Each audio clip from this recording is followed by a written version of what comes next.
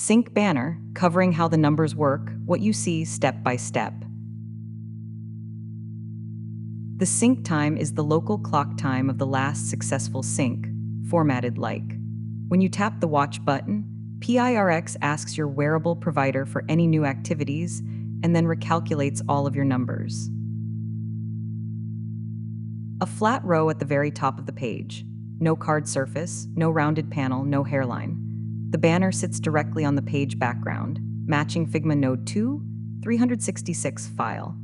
On the left, you see your profile picture, your name in Outfit Medium 16px, and a clock time stamp in Outfit Extra Light 14px that reads once data has been pulled, or / when no sync has completed yet.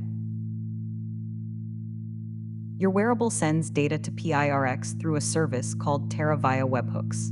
A Celery background worker picks up each new activity and runs it through the cleaning pipeline. Only running types are kept. Runs shorter than 1,600 meters or 180 seconds are dropped. Pace outside 23-15, 00 per km is rejected. Any run faster than 1.5 times your personal average pace is flagged as suspect. Strava tells you what you did.